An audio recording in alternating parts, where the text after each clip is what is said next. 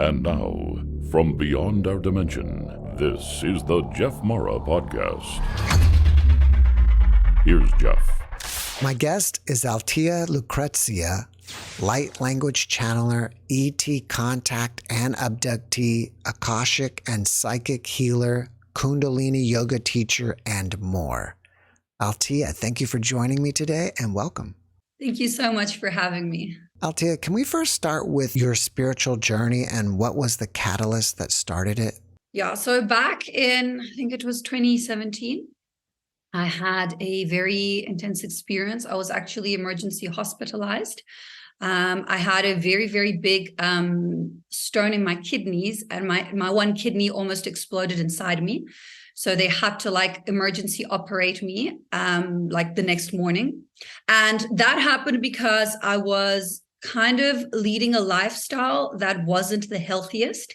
So I'd been going and just having, these experiences and partying and not taking care of my body, not taking care of my physical vessel, that eventually my body was actually no. So this happened. And then I kind of had to have another operation after 3 weeks. So they had to put a stent inside me, which is kind of like a tube to help my kidney function again. And then I had to have a second operation to remove the stone.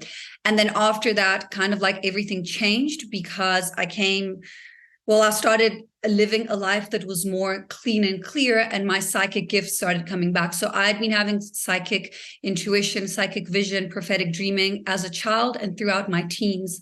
And then in my early 20s, it got so overwhelming that I now understand. I started behaving in a way to try and stop it and numb myself so that I wouldn't have all this intensity and all these beings come to me, which obviously, it wasn't the right way to do it. And then it was like that for a few years. And then I had this intense experience, which then caused me to stop everything. And then my channel slowly started reopening. And then I started moving into a space of, awakening, understanding, integrating, seeing my vision reactivated. I started to hear and be in contact again, like I used to when I was a child. Do you think that you were born that way, or did you have some type of spiritual event as a child that you don't even remember? So both. I come from a long lineage of witches. My mother and my grandmother both have psychic vision, intuition. Well, my gran has passed on, but she's still assisting me from the other side.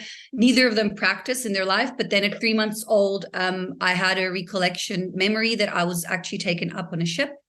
And I think they took some genetic material from me, and then I was beamed back down. And it's very interesting because I had this memory my whole life. And they say that you can't have memory before you're 3 years old. But I remember being on the floor, and I remember the feeling of the wet nappy on me and only being able to lift my head because I couldn't walk or move because I was 3-4 months old. And then I remember turning my head, and in the morning, my mom coming and opening the door and asking herself, how did I get from a closed cot to the middle of the bedroom? I couldn't have crawled out. I was too small, So I think that probably also, influenced my life and what came after. Did you have that memory with you your entire life, or did you have hypnotherapy or something and recall it later? No, I knew it my entire life, but I only asked my mother about it when I was in my early 20s. But it's a memory that I had my whole life because I remember being scared. I remember lifting up my head and looking at, in Italy, we've got metal blinds. So looking at the metal blinds, and they looked so dark that I was so scared. And I remember that this nappy on me, and it was, and I've had that all my life. So, yeah. What does your mother think? She seems to remember it differently. She was I don't know how you got there. And she was also a little bit puzzled, but she didn't really, think too much of it. And I said to her, this is what happened. And she was like, oh, okay, if that's what you think happened, then yeah. I mean, with all the experiences that I've spoken about, my family's very open. So, yeah. While you were taken, you were on a ship and they did some kind of DNA manipulation or something. I don't know, not manipulation. They took some DNA, which then they used to create a hybrid child that then came to me when I was about, I think it was also 2018, a boy. So this boy is living up there on a ship, and he came to me, I think he was 7 or 8 years old. And that's when I was told, you were taken then, because it was a pre-contracted agreement that I had with, these beings. And so then this child with my DNA, he only came to me once. I can kind of connect to him if I feel into my heart center, but I don't think he's meant to be here, if it makes sense. But that is what they took. But I was only told later on, like a few years after. Did you connect with him during astral traveling? Yeah, in deep meditation. And I cried for about 3 hours when he presented himself to me the first time. So it was very emotional, very beautiful, but also very emotional. Did he look humanoid or something else? He's got a bit of gray. So like he looked humanoid, I would say, like facial features humanoid, but eyes a little bit more slanted, and the skin color was a little bit more gray, but he had kind of like sort of darkish hair. I'm assuming you had a telepathic conversation with him. And if so, what did you guys talk about? So it was kind of like, you can say telepathic, but it was heart-centered. So it's almost like he told me through the heart that he was, my child from like a genetic. And at the time when he first told me, I didn't connect that it was from when my DNA was taken, when I was 3 months old. I went in meditation and asked after like a year or so, and then I was told, no, that's where he came from, and it was part of my contracted agreement. It wasn't words, if it makes sense. It was kind of like knowing information that was transmitted to me through my heart center. You mentioned that you cried for 3 hours. Was that a crying of joy, of sadness, depression? Happy. Yeah, it was happy. So you had this initial ET contact when you were a baby, basically. And then I believe later you had ET contact again, besides meeting with your hybrid child, right? Yeah. Can you tell us about that? Yeah. So this was not a nice one that I had, but it was a lesson. So this happened when I was in Milano, in Italy, and it was 2018. And basically did some things that lowered my vibrational frequency. At the time, I was already on like energetic path and doing energy work and whatnot, but I wasn't really established or embodied as a healer like I would be now. So I was still kind of transitioning through things. And I went through very intense sadness because of just experiences. And I was staying at a friend's place, and they were staying there. I had my own room, and we were at the bottom floor of this building, and it was a safe complex. So I slept with a kind of like window door open. It was a door window. Anyway, I couldn't fall asleep that night, and I could feel that something was a bit off, but I didn't really think too much of it. So then I went to sleep, and I'm very active in my astral space. I do a lot of work in my astral. I'm very conscious. I lucid dream. I travel around the world. I do grid work. So I do a lot of work in my astral. So I always know what's going on in my dream space and in my astral. And I'm running. And as I'm running, people are dropping dead next to me. Like they're dropping dead. So I'm like, okay. And I know that aliens are coming to get me. Like I know they're coming to get me. They want to do something. And then I hide under a table. This is in my astral space. And then all of a sudden I start physically being prodded in my lower back so much that my astral body gets thrown back in. I lift up my head and I literally have this gray being with it was like a shirt thing, like up to here, like also gray in my face. So I'm lying on the bed. This is the wall. I turn my head, and between the wall and me, which is like maybe like, I don't know, there was like a half a meter, there was this being who's looking at me. I then get physically pushed back into the bed, and I hear these beings leave from the door window, and then the dogs are going mad and barking and whatnot. I'm completely drenched in sweat. I think it took me about 2 hours to actually get out of bed. The first thing I did, I got out and I closed the door. I don't know, I did like automatic, and then I got in bed and I was just shaking for about 2 hours, and then it took me 2 hours to go to the bathroom. I knew exactly what had happened to me because I had documented myself. I knew these things were happening. Like I knew there were beings. I knew I don't know what they were trying to do. So then the next day I was flying back to South Africa. So I did what any person would do. I looked for a contact to send me back an hypnotic regression to go there and see what actually happened. So I asked, I think, 5 different hypnotherapists, and I said to them, this is what happened to me, can you take me back? And then eventually I picked one, and I went to her house, and she had been a psychic for 10 years prior. So I was like, this is perfect, exactly the woman that I need. I was sent back to there as the higher version of myself. So I was sent back into the quantum realm of the experience. And the most incredible thing is, as I went back, I saw there were 3 of them. And I addressed them. Well, the lady in the session made me address them, and I addressed them as my higher self. And the beings turned around and looked at me, and they panicked. They were like, how is she here? She's there in bed. How is the higher version of her here? They were like, no. She shouldn't be here. Like, they were like, this isn't what we signed up for. This shouldn't be, she should be sleeping. We should be doing whatever we need to be doing. So they freaked out. I commanded them to leave. I said to them, you cannot be here. This is my body. I don't know what you want to do. You need to leave. And there were 3 of them, and they left.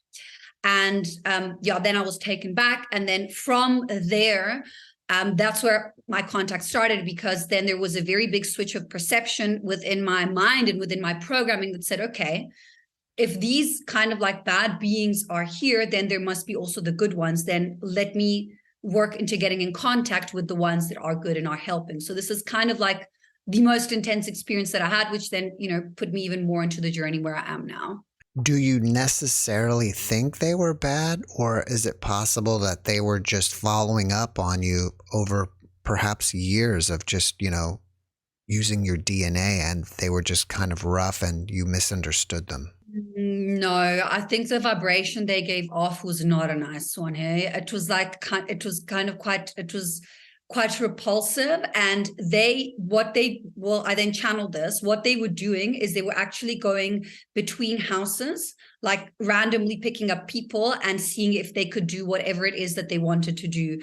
But they're not connected to the beings that worked, with that, created my hybrid child. These were different beings. These were working for other ones. These were kind of like minions working for other ones and going around. And that's why they freaked out, because they were like, she's not supposed to be awake. We're supposed to be doing this without like anyone knowing. And that's kind of like why they left.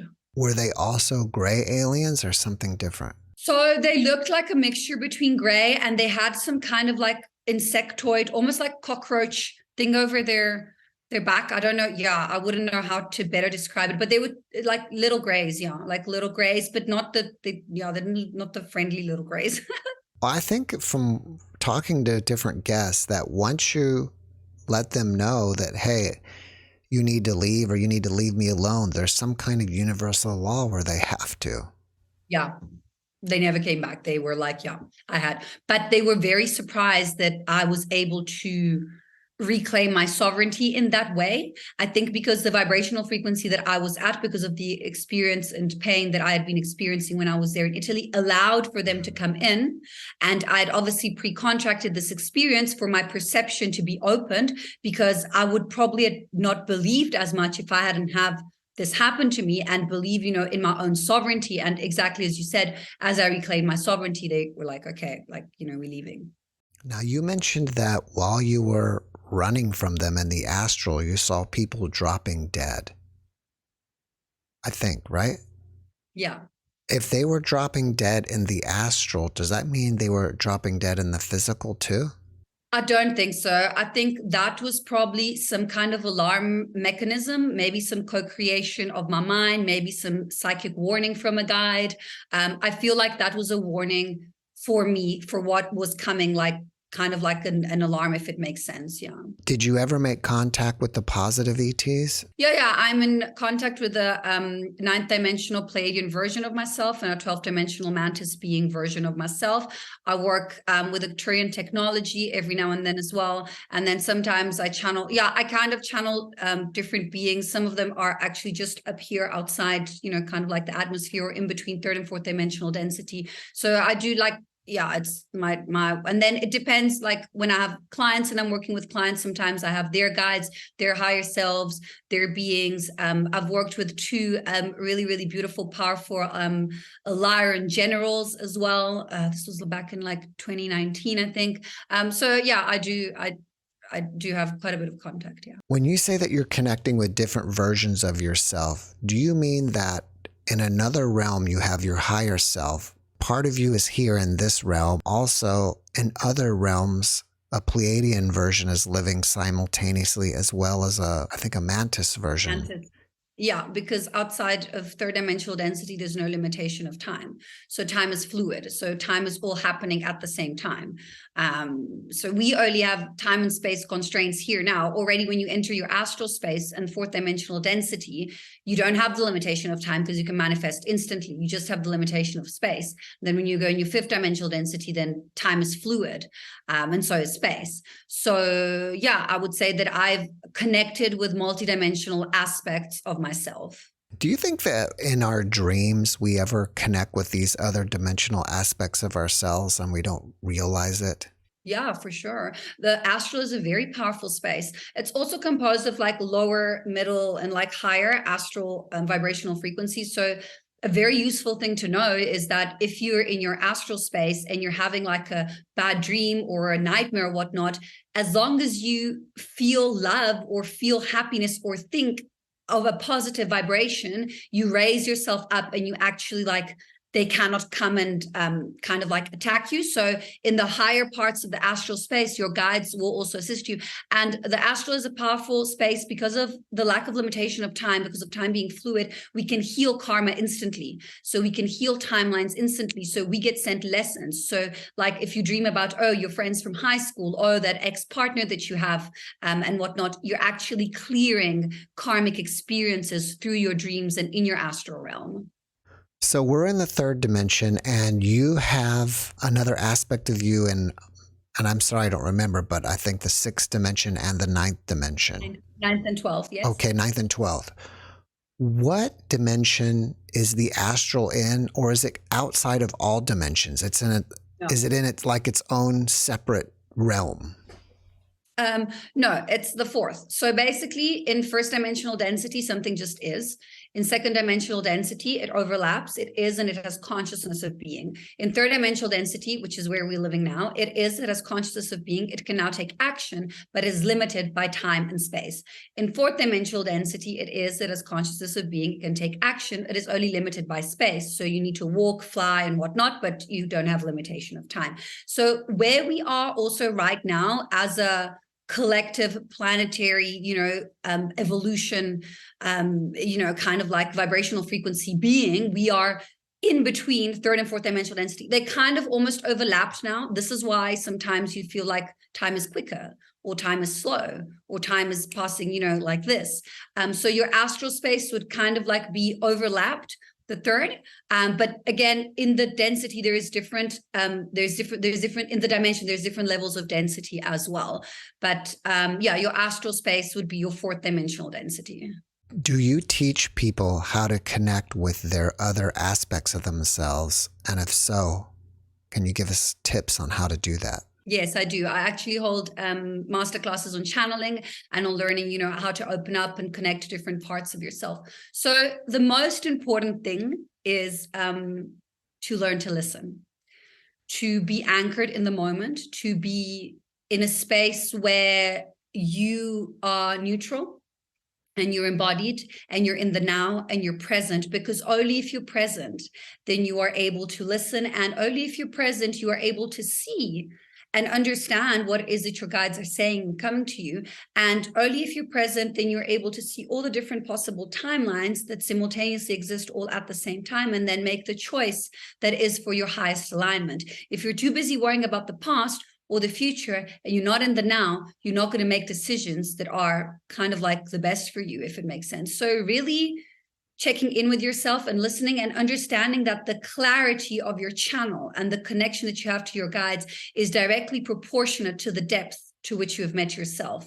If you lie into yourself, if you're not honest with yourself, if you haven't done the shadow work, if you're not in your truth, whatever it is, you're going to struggle to have that higher connection because you're not really working through your heart center. Would you say that you're a trance channeler or a conscious channeler or something else? And what is your process? I would say I'm a conscious channeler because my channel is very embodied. I don't I go in, but I don't need to tap out. I have everything must, I need to be here. Like they can come, they can speak and whatnot, but I need to be here. My embodiment, my human also needs to be present. That's kind of like how I work. But I do, I will like close my eyes and talk and whatnot. But that's kind of like how I work, and then I'll express also in different ways in written. So it really depends.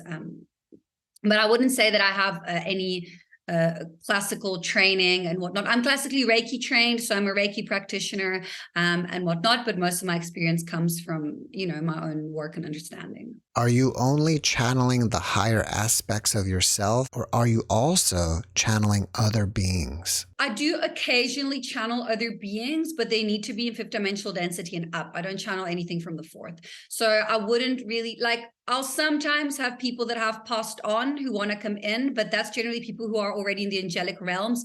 I don't really do people in fourth dimensional density. Sometimes I'll have pets and whatnot that come through. So it really depends. It depends who I have in front. It depends what is needed at that moment in time for the client or for the collective. When I do lives, I'll have maybe it's quite funny because I'll be live on my Instagram, and I'll have maybe 300-400 people, and I've got all their higher versions of self that want to come through and help and send codes and send information. So I kind of have to manage it so that it's collective and good for everyone. So it's never really a dull moment in this line of work. In my introduction of you, I mentioned that you are a light language channeler. So what is light language, and how are you channeling that? Okay, so light language is a vibration, an expression of the self. And if you imagine English being the language of the planet, light language would be your communication language method in the galactics. It cannot be translated verbatim because it is not a language how we would conceptualize a language in our human brain. It can be expressed by singing, talking, gestures, writing, and in a lot of different ways. What I do is I work through my throat. So I will bring through codes and sounds that work on a vibrational frequency level that bypass the subconscious mind. So they work directly on your etheric body, on your astral body, on your DNA structure, and activate the dormant DNA as well. I will also pull through codes through my hands that I anchor into the grid. It is literally the new technology that is coming in from the galactics to assist us in healing the planet and in raising the collective vibrational frequency. What do you mean by codes? It's just information, codes, codes of information. Yeah. Earlier, you mentioned that you do grid work. What is that? Okay, so I do different types of grid work. I do some planetary grid work, which means I get sent in specific areas. And what I'll do is I'll either activate ley lines or I will bring through codes. My whole body becomes kind of like one huge chakra. I bring in light and I anchor it. I anchor it on the planet itself, and then I anchor it on the grid structure of the planet too, in order to assist and to heal. I get sent into big events or public spaces and whatnot. What I do is I'll stand between crowds of people. I'll open channel and I'll activate, and then my whole system will become a channel. And then I'll kind of take in people's traumas or low vibrational frequencies, and then I'll transmute them, and then I'll send them up into the light. I was checking out your website, and there it says that your main energetic imprint is of the rainbow ray spectrum. Can you tell us more about that? Yeah. So I kind of work with all the different rays energetically. So if you imagine the chakra system, you'll have the root, the sacral, the solar plexus, the heart, the throat, the third eye, the crown. That's kind of like your standard chakra system. There's a lot more, and each chakra corresponds to a color. So it's kind of like my imprint of blueprint DNA structure works with all the spectrum colors of the rainbow. You'll have some people, let's say, for example, if you're working very closely with Arcturian beings, you'll work with a lot violet rays and blue rays if you're working with blue avians. I work a lot with Pleiadian energy, which is a rainbow spectrum healing, if you can define it in that way. It's very difficult sometimes to conceptualize in human and English words these abstract and otherworldly concepts that come across. Even though there are two different aspects of you in other dimensions, would you say overall you're a certain star seed like Pleiadian or Arcturian? Yeah, I seeded in Pleiades many like eons ago. So that is where I would say my soul seeded and where I come from. I do cycles. So what I'll do is maybe I'll come to the earth for like 2,000-3,000 years. Then I'll go off on another planet. And then I've lived on Sirius. I've lived on Lyra. I was here during 2 of the falls of the Atlantis. I was here in Lemuria as well. So I started activating all these memories as I started doing the work and working with the galactics and whatnot. So I would say that, I seeded there. And I knew from when I was a child, I think at like 9 years old, I saw an interview on television. They still had the old, like, not the flat screen TVs, like the square TVs in like the 90s. And there was someone being interviewed and she said that she came from Pleiades. And I knew then and there, I said, that's also where I come from.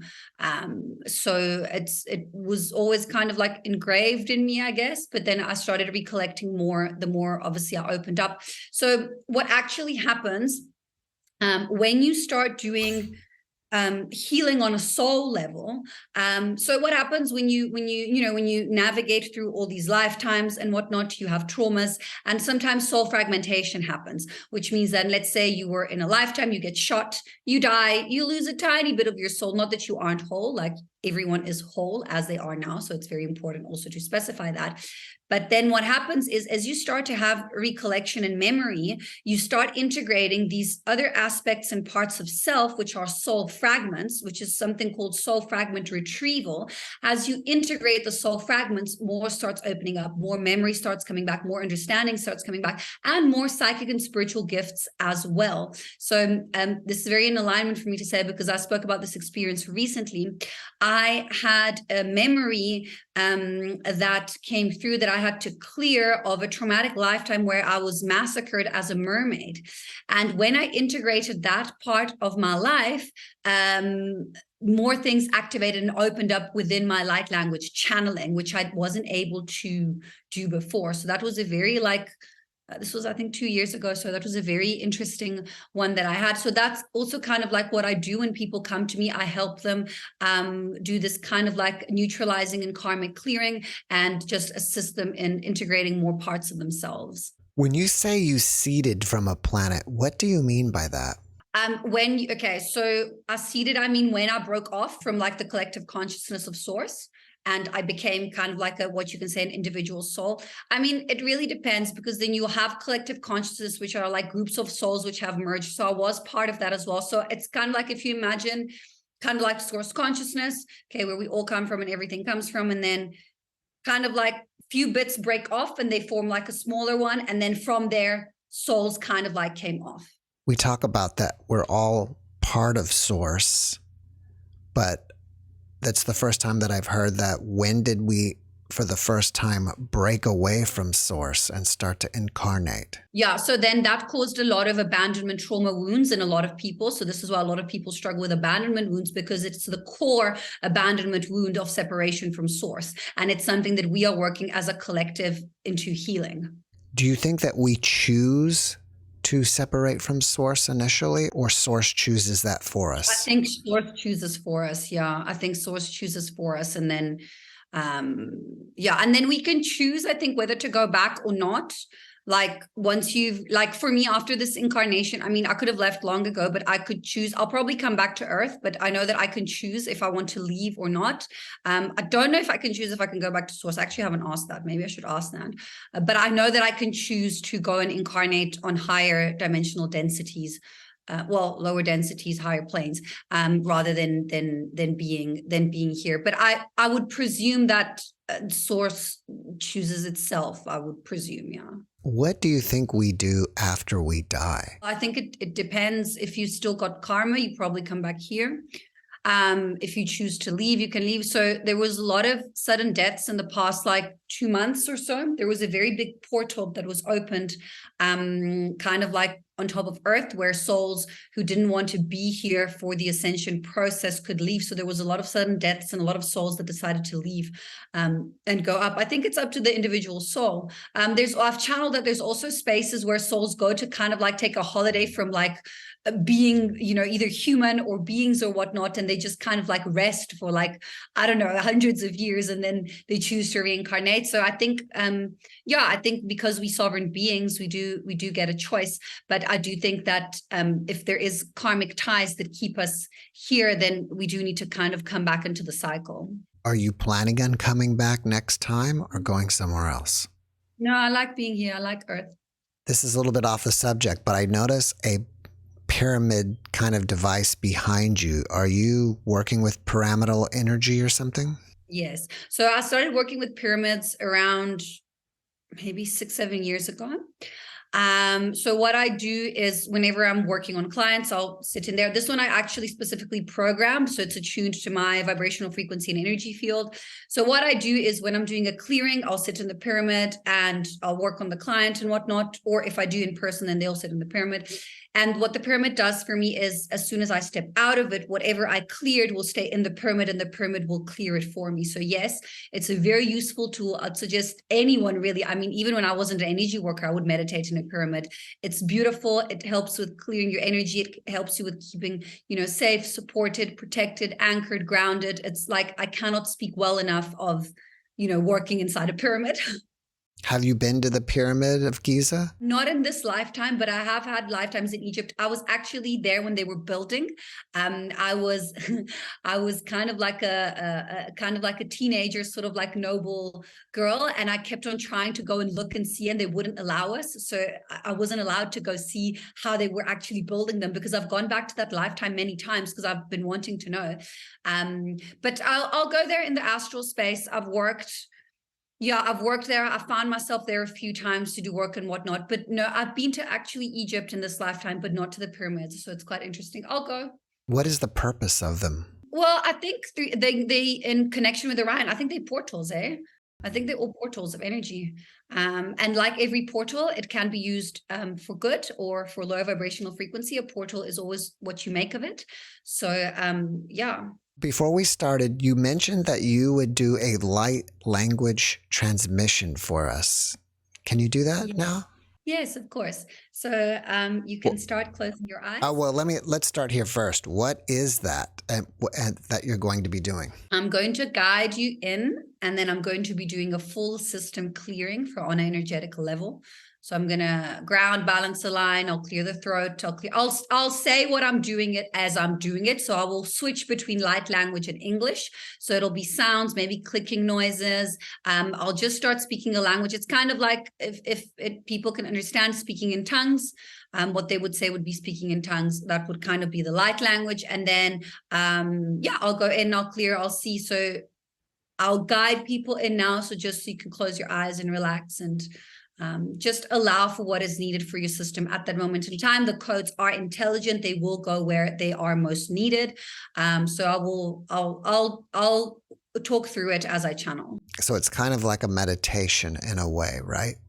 You can say that, yes. All right. I have to say this. I mean, I think this would be understood, but if you're driving a car or operating heavy equipment, pause the video and come back and do this later when you're in a safe place. Yeah, or you can even just listen and carry on doing what you're doing, but don't close your eyes and get meditative. No, if you're driving, actually, this is good because when you're driving, you're in theta waves, which means that your conscious mind takes a back step because you're automatically driving. So you're actually more open and receptive. So if you're driving, you can listen to this. It's not going to make you sleepy or anything like that.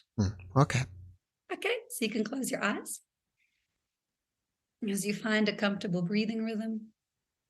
With every inhale, we breathe in light. With every exhale, we release all that no longer serves us. And as we feel the wave of relaxation go over our body, we call on the Archangelic Collective, Michael to the south, Uriel to the north, Raphael to the east, and Gabriel to the west. We call on Archangel Metatron with his blue cloak of protection from above, and Sandalphon to seal the grid from below. As we call on our higher selves, our spirit guides, anyone else who wishes to be present for the greatest and highest good, you're welcome in this space. Naya tiare te kumara tria siero to kura isiera takra. Nraya tria te kura siero to kumara tria isiera tia inoro to kura isiera takria treno to kura isiera takra. I'm going to be working on the lower chakras now, opening systems, opening.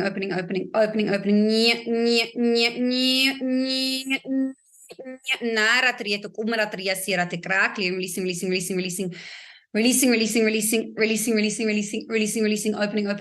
is going to help with clearing any stuck emotions. You might feel it in the stomach and the lower abdomen, or on the back, releasing any cords that don't serve you anymore, that are stuck in your system. We're letting go, opening. 2 more light, divine rays coming in, anchoring into blueprint structure, opening.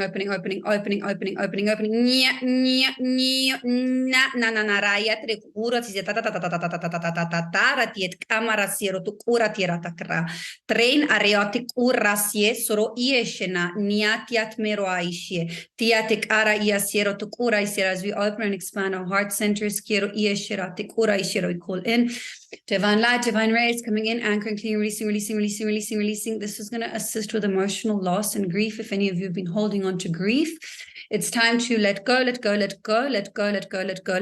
Allow, surrender. 2 more light coming in, anchoring codes of knowledge, codes of understanding universal laws, anchoring into systems, opening. 2 more light, more rays, coming in, activating, attuning systems,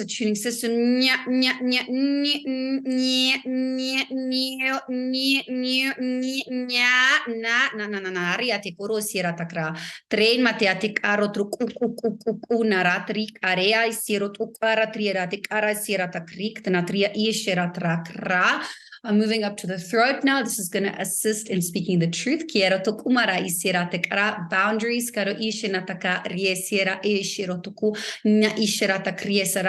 strengthening the connection between the heart and the throat, between those 2 chakras. Quiero ia shirate kara ie sero tukua ishenata she era ie shirate kiara sero tukura isera shirata krie tukura triatakra nya nierua triatisara ie se tukumara triatik ara ie serata kre te otukura ia serata ie sera isera tuning.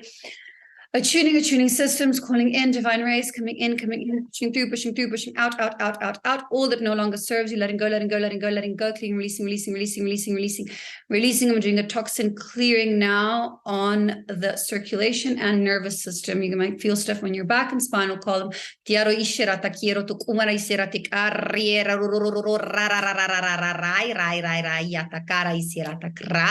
Tien matakiera ishera, pulling up from the crown, clean, releasing, letting go.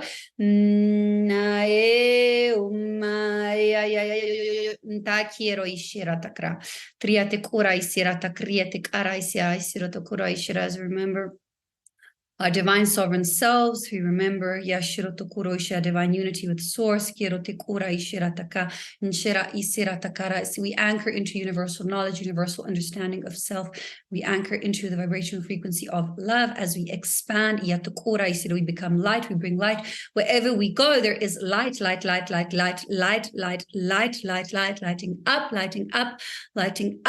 up all the cells in the body, all the synapses. Kiero Chiro Tikuna Ishina. We say in a space of gratitude, we say in a space of appreciation. We release all judgment, release all shame, all guilt, all trauma, all resentment, all fear, all anger. We let it go, go, out now. Let it go. Ntai shena ni tokuna nchena ni tishino tokuna nchena taka nishino toku aishena taka ishino tokuna JeffMara isira takra nte ar utoro yeshie nanchin anos tokuma ishena tieshera takra siro tokura. As you remember our divine selves, you remember our divine union. Taro iechera taka taro ishena takara isira tokoro isira takra tero tokumara isira takra. Okay, okay. Thank you. And so it is. Anchor back into the body. And be in a space of gratitude. Thank you for that, Althea. Something was going on in my digestive system. It was making a lot of noise. Yeah, I did decording. So what happens is sometimes when we don't do shielding and we don't do our own decordings, a lot of cords can get stuck in the sacral and solar plexus, because the solar plexus is the seat of the emotions. So that's why also in the beginning I said that I would be working on the lower chakras. And a lot of people say they feel like, movement and things going on. Everyone is different. Everyone integrates differently. If you don't feel anything, that's also okay. It doesn't mean that the work isn't getting through. It works on a subconscious level as well. So some people might feel it more in the head, some people more in the shoulder, some people on the back, some people, it really depends. But thank you for sharing that. Will we notice changes going on beyond today, like over the next few days or weeks? Yeah, so what can happen is when you have, this was a quick clearing, but you can feel maybe a little bit more irritable. You can feel like old things coming up to be processed. You can feel a little bit more emotional. It really depends. Again, everyone integrates on a different level. But what I can promise is that if you do listen to light language regularly, you will feel a big, big shift. But even from just a small clearing like this, you will feel something, yes. Let me ask you this. I've been thinking about this lately. I've been meditating on and off during different periods of my life. And even from the very beginning, back when I was a teenager, I would notice a tightness in my throat. And sometimes even today, when I get into some kind of deep relaxation, I still notice this kind of strange tightness in my throat, where sometimes I have to even swallow to kind of release that stress. Do you have any idea what would cause that? Yeah, you probably strangled in a past life or hung. That's generally what it is with the throat. It's when most of us have been. A lot of us have been, and because we are here now, and because you are using your voice now for good, for healing, for love, you will have the challenge to rebalance whatever other lifetimes that happened within your throat. A lot of us who are doing this kind of work and are speaking up publicly or bringing awareness to different subjects and whatnot, we will have had some kind of karmic trauma to the throat. So it's very much in alignment, like what you're saying, to what I've seen on a lot of people. Yeah. What can we do to release that trauma? Yeah, so sit with it and go in meditation. Ask your guides. Like a lot of people come to me, they're like, oh, but my guides aren't connecting. Yes, but are you asking them? So ask. That's the first thing. Ask. And then follow intuition and see. Send love to yourself. Send healing to the throat. Light language will also help with that. I am a firm believer that we are the best healers of ourselves, but if you do need assistance, you can go to someone to get your throat cleared and whatnot. But yeah, just bringing light in the area, imagining platinum white light coming in, calling on the archangelics, calling on your higher selves, working with crystals. There's a lot of different things and methodologies that can be used for that. All right, thank you. A lot of people talk that we're either in the ascension or moving into the ascension. Can you comment on that and what the energy of the planet is in? Disclosure is already happening on an individual level. So, a lot of people are getting contacted and whatnot. What is actually going to happen from what I've channeled, it's not like we going somewhere. It's a lot of us are already working fifth dimensional density. We just anchored in the 3D. So I would say that Earth has entered the lower tiers of positively polarized fourth dimensional density. So yes, we are in it already. Yes, we are. I would say that we are in it. Yeah. Some people actually think that Earth is going to split into two Earths, and some will go with the new one and some will stay with the old one. So from what I've channeled, what's actually going to happen is that the actual Gaia soul is going to leave and a new one will come in. But this is not only maybe for another 100 years or so. And another new one will come in, which will be in alignment with, where we are as a collective. There's already a split. But it's just not on the third dimensional density level as we see it. There's already the light and the dark. We are in the middle of a war for the souls. So there is already a split. It's already been split. And then it's up to the individual to choose to what timeline walk down. If people want to find out more about what you do you have a website that they can go to? Yeah, sure. My website is just my name, Althea Lucrezia. I'm sure there'll be like all the links here. And then I offer a lot of different services. So I offer past life clearing, Akashic clearing. So I'll go in, collapse timelines, and just make sure that I clear patterns and traumas for people. I do light language activations.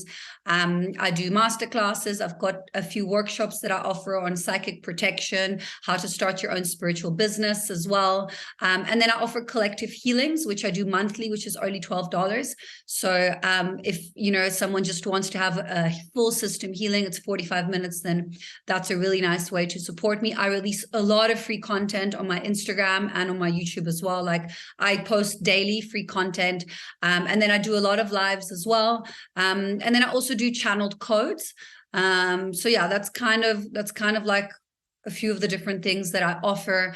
But I also do 6-week and 6-month programs. So I coach people into becoming energy workers and channelers, and people who want to kind of get into this line of work, or even just want to do it for themselves to deepen their connection, with their guides or with their higher self and whatnot. I teach them what I know.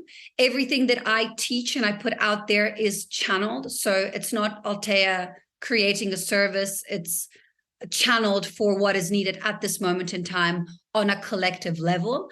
So that's important to say, because sometimes people ask me, oh, do you do this, do you do that? And I just do specific things that I kind of get divinely guided to offer. So yeah. I've heard you say before that you don't invent anything. You just kind of repeat what you're told. I just listen. So this is kind of like, this is how you, like, people watching, you can understand how a channeler is working with integrity or not.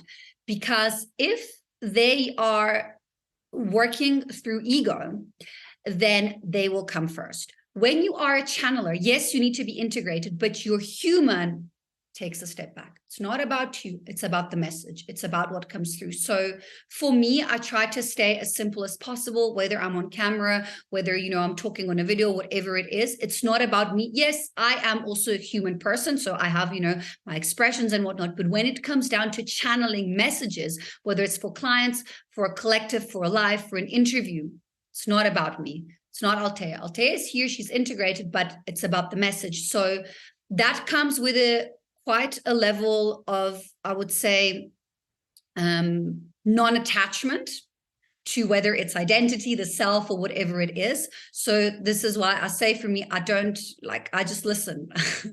I just listen, and then I follow what I get told in a good way. Obviously, I have free will. So don't get me wrong, I'm not forced to do anything that I don't want to do. I love what I do, and I love assisting, and I love helping and whatnot. But it's not my human that says, oh, I'm going to come and heal you. No. I will hold space for you to do your own healing through tools and techniques, that I've learned in the years of experience. I believe you have also written a book or two. Yes, I've got an ebook on energy cords. I'm in the process of writing a second one as well, which has to do with 0-point neutrality. So how to really anchor into manifesting whatever it is that you want and the life that you want, because that's what I did. About 4 years ago, I was in debt with no job, no money, no house. And then I started, on this path. And I mean, I wasn't homeless. I had a family. So I was very grateful to, I had a family to stay with, but I didn't really have anything to my name.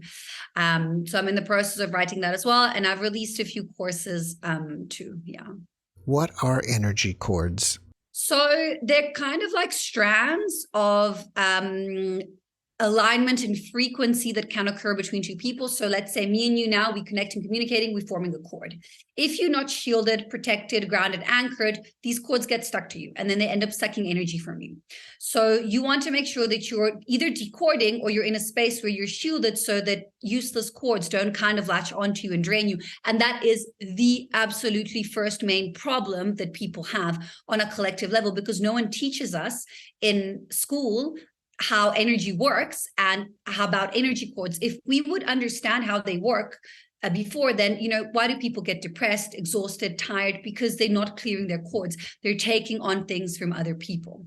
So some cords cannot be broken, like family cords, some karmic cords and whatnot. If they are counterproductive to you, they can be made inactive by you working on your boundaries. So my ebook is, I think, like 40 pages or so, and I explain all of them. There's all different types of cords. There's family cords, sexual cords, energy cords. There's karmic cords, past life cords, future cords, astral cords. So there's a lot of different energy cords, but they generally form when there is an alignment in vibrational frequency. So you're at the restaurant, the waiter comes and you speak to them, you're forming a cord with them. You don't want to keep that cord in your system. Do you know what I mean? You don't really want to carry that around because it's not very useful. So, and things like being in the pyramid can help, crystals. There's a lot of different ways that you can release your own cords. Do you think it's best to try to manifest here in the 3D realm or go into meditation and manifest in the quantum space? Yeah, no, the quantum all the way. It's slow here in the 3D. You want to manifest in the quantum realm. So what I explain, and I also teach to the people that come to me, is basically you want to reach a point in your meditation where you are in 0 point neutrality. So you're neutral. So you're everything and nothing. You don't have any thought, any worry. You don't have any attachments. You're outside of the polarity, outside of the duality. When you are there, let's say you want to manifest financial abundance, because a lot of people want to manifest financial abundance. That's, what we used to live. So you don't think of the money. You think of what the money is going to bring you. Is it freedom to travel? Is it safety and security to have a house? What is it? And you become that emotion from the 0 point neutrality in order to align with the timeline where you are that. But you need to become it from a space of want, not from a space of need. Because if you go from a space of need, it comes from a space of lack, which puts you back into polarity. So this is the kind of second book that I'm writing on how to manifest in the quantum realm. So it's kind of like, if you want it, but it's from a space of lack, then you're not going to get it. It needs to be from a space of neutrality. After watching this podcast, people may want to reach out to you and ask you questions. What's the best way to do that? Either through my website or through Instagram. I mean, I do check my YouTube as well, but I do lives on YouTube and you'll see it planned on my channel. But through Instagram, I also do lives, or through my website, they can send me just a message and then it's me. No one else responds to my email. So if you get an email back, it'll be me communicating to you. Before we finish up, can you leave us with one last positive message? Follow your hearts and stay in a space of compassion, but also understand that empathy without boundaries is self-destruction. So take care of yourselves and then take care of others. Althea, thank you for that message, and thank you for being my guest. Thank you so much. Thanks for watching the JeffMara podcast. I really appreciate you. Another way to show support is through YouTube memberships. And if you do, there are loyalty badges and other perks depending on your level of membership. All you need to do is click the join button underneath the video to find out more. Thank you for your support.